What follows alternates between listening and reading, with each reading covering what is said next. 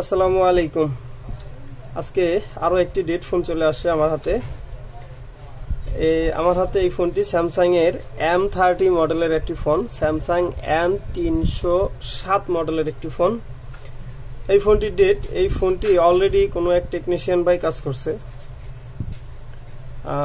এই অপর সাইডে সিপিইউ আইসি আছে, এখানে কাজ করে নাই। এখানে পাওয়ার আইসি আর এমএমসি এর পাশেই কাজ করছে, সম্ভবত পাওয়ার আইসি চেঞ্জ করা হয়েছে।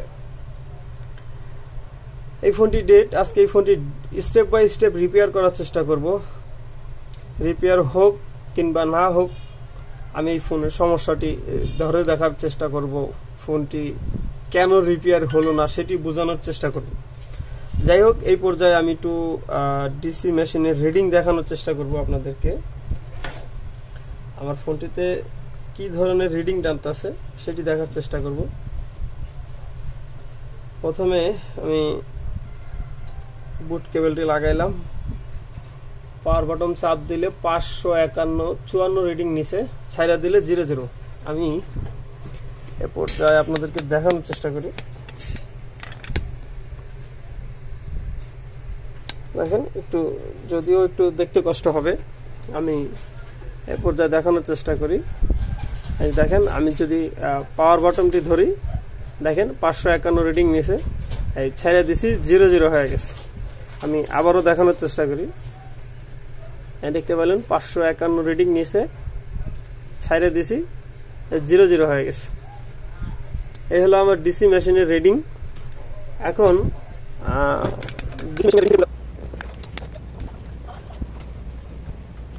এখন কথা হচ্ছে, ডিসি মেশিনের রিডিং দেখে যা আমি বুঝতে পারলাম, এই ফোনটিতে দুইটি সমস্যা হতে পারে। একটি হলো বাক কয়েল, এই যে বাক কয়েলগুলি, এই কয়েলের কোথাও শর্ট থাকতে পারে। আর দ্বিতীয় কথা হচ্ছে, এই ফোনের সিপিইউ আইসিটি রিভলভ করা লাগতে পারে, অথবা সিপিইউ আইসি জনিত সমস্যা। এই ধরনের রিডিং আসলে বেশিরভাগই সিপিইউ জনিত সমস্যা হয়। তবে 3 নম্বর যে সমস্যাটি, সেটা হচ্ছে ইএমএমসি জনিত সমস্যা হয়ে থাকে। যদি এই ফোনটিতে পোর্ট পায়, তো আমি এই পর্যায়ে দেখার চেষ্টা করব কম্পিউটার স্ক্রিনে কোনো রকম পোর্ট পায় কিনা।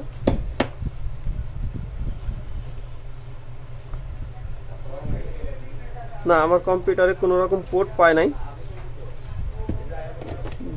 যদি পোর্ট না পায়, সেক্ষেত্রে আমার এই দুইটা বিষয় ফলো করা লাগবে। এটা হলো বাক কয়েল, যে বাক লাইনগুলোই থাকে পাওয়ার আইসি টু সিপিইউ আইসি মাঝ বরাবর যে লাইনগুলি থাকে, এইখানে সমস্যা হতে পারে। আর দ্বিতীয় স্টেপ হচ্ছে সিপিইউ আইসি জনিত সমস্যা। আর তৃতীয়টিতে হওয়ার সম্ভাবনা নাই, যেহেতু আমার পোর্ট পাইতেছে না। স্টেপ বাই স্টেপ দেখানোর চেষ্টা করব। এই পর্যায়ে আমি আমার মাইক্রোস্কোপটি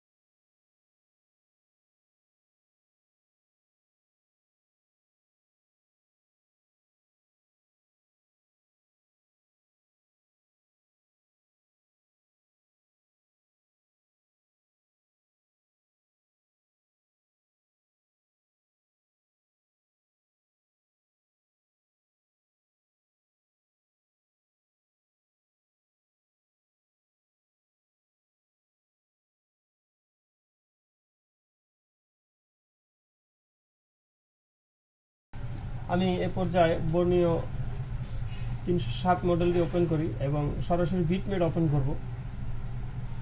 বিটমেট ওপেন করে দেখানোর চেষ্টা করি।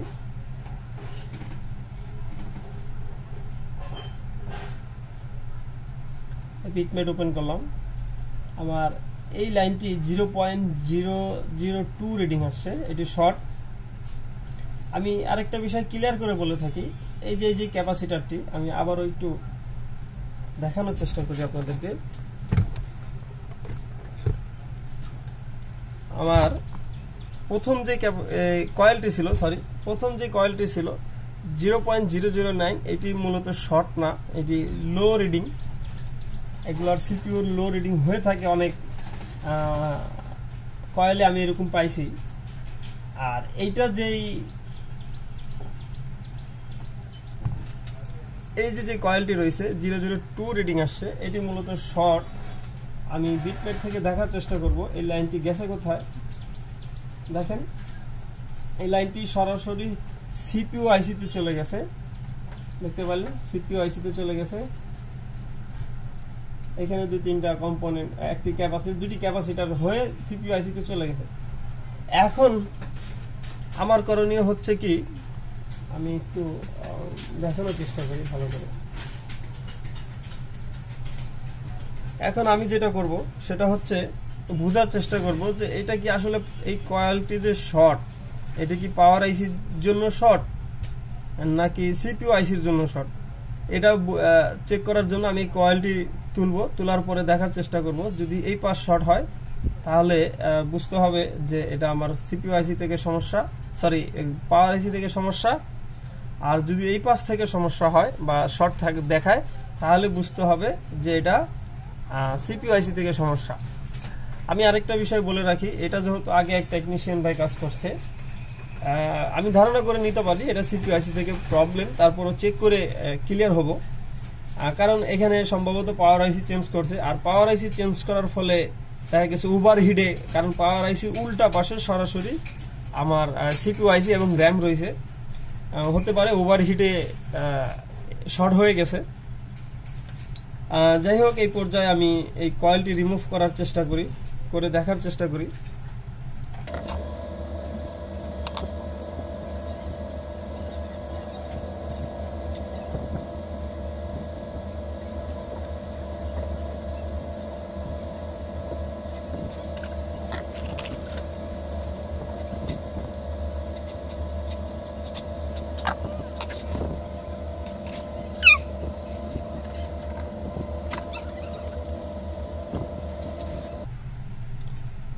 পর্যায়ে আমি একটু চেক করার চেষ্টা করি, যদি এই সাইড আমার শর্ট হয়ে থাকে পাওয়ার আইসি সমস্যা হতে পারে। দেখেন এনে 316 রিডিং আসছে, তার মানে আমার পাওয়ার আইসি ওকে।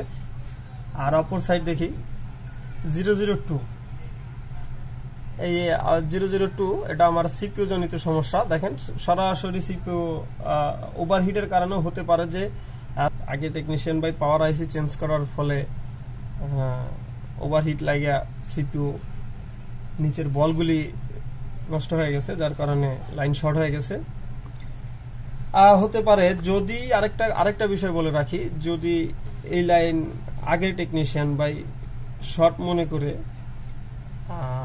শর্ট কিলার অ্যাপ্লাই করে থাকে, আর যদি 5 ভোল্ট দিয়ে শর্ট কিলার মারার চেষ্টা করে, সেক্ষেত্রে কিন্তু সিপিইউ আইসি নষ্ট হয়ে গেছে অলরেডি। সেক্ষেত্রে আমার সিপিইউ আইসি রিভল করার পরেও কিন্তু ফোন অন নাও হতে পারে।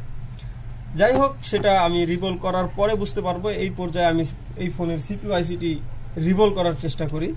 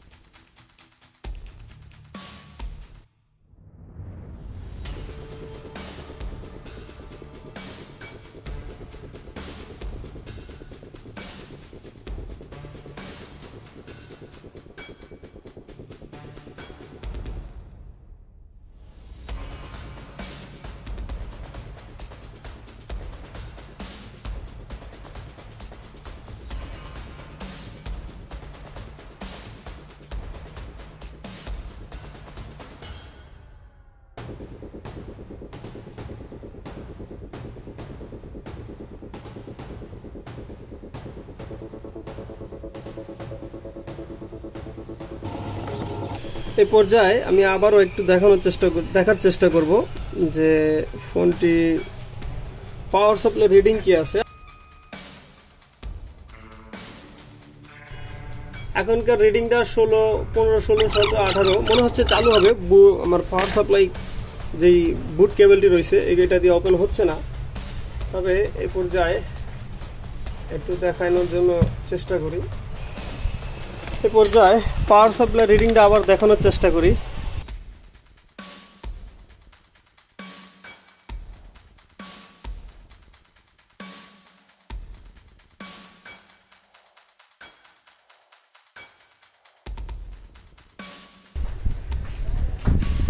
আমি সরাসরি এখানে কানেক্ট করে নিই, তো সেক্ষেত্রে আমার পাওয়ার বাটনটি প্রেস করতে সুবিধা হবে।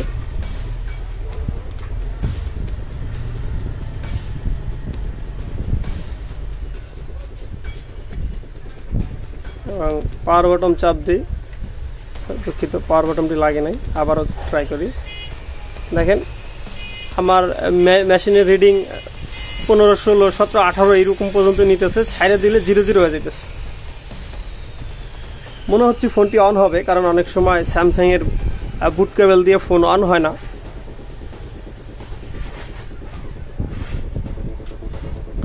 দেখার চেষ্টা করি ফোনটি অন হয় কিনা।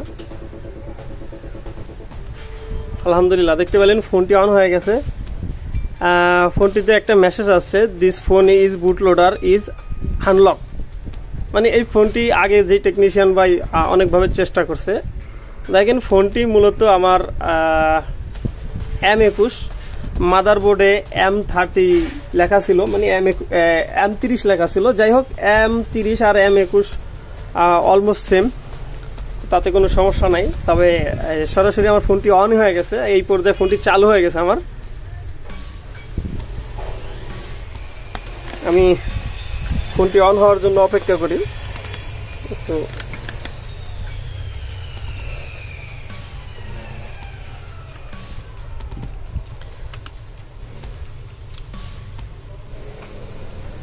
এই পর্যায়ে আমার ফোনটি অনই হয়ে গেছে। দেখেন টাচও ঠিকঠাক মতন কাজ করতেছে।